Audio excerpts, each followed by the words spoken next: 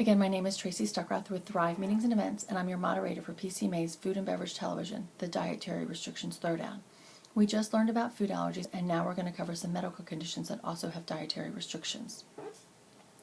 Chronic disease. The CDC estimates that 7 out of 10 Americans die from chronic disease every year. These costly, common, and yet preventable diseases include heart disease, stroke, arthritis, diabetes, cancer, and obesity. And there are 4 modifiable behaviors that can control these or prevent these diseases. Those include tobacco use, alcohol consumption, exercise, and diet. And as meeting planners, I think we can positively impact every one of those behaviors, but especially exercise and diet. Can you choose a location where your participants have an opportunity to walk between venues versus jumping on a bus? Can you add a few extra minutes in between your sessions so that your attendees can get up and get their blood circulating between sessions after having sat for not 60 to 90 minutes? And then diet. How can we review our menus to make them heart healthy, add some more vegetables, reduce the calories, and reduce the amount of sugar in them? These will help our participants be healthier and happier while they're at events and when they get home. And I'm sure that you've all gotten a request from 1, 2, or 3 different people at your events that say they were trying to avoid gluten. Well, there are thousands of people out there who are avoiding gluten for their own personal reasons. Well, there are millions others who actually have celiac disease, an autoimmune multi-system genetic disease that wreaks havoc on someone's colon every single time they eat gluten. Gluten is one of 4 proteins that's found in wheat, rye, and barley, and sometimes oats. I'll get onto that in a minute. But if someone eats anything that has those ingredients in them, they're going to be in a lot of pain and a lot of suffering for the next couple of hours, possibly days.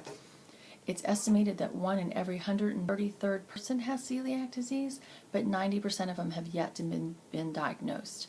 It's also estimated that 1 in every 18 people has non-celiac gluten sensitivity.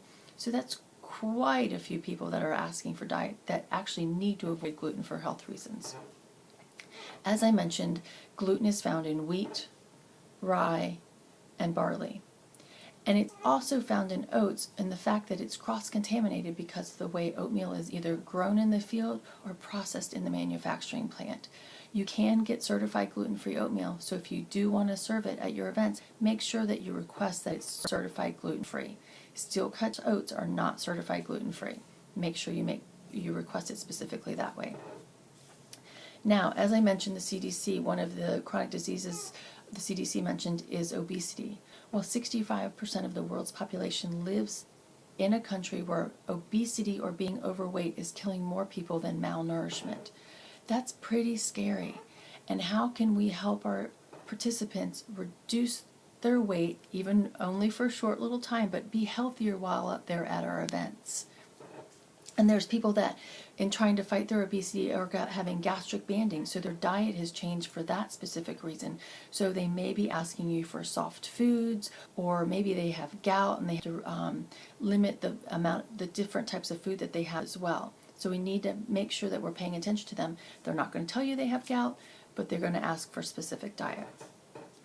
The next one is Crohn's disease. Crohn's disease is typically known as irritable bowel syndrome. And those people, the diet is not specific across the board, but they're going to ask you for their own specific diet. And then finally, the epidemic of the 21st century is diabetes.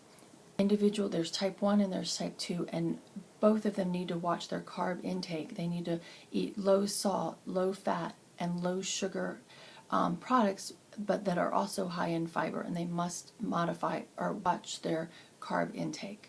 That's a little bit about food allergies, that's a little bit about medical conditions and food allergies from previous session. Hope you've learned some stuff, and now we're going to cover personal preferences.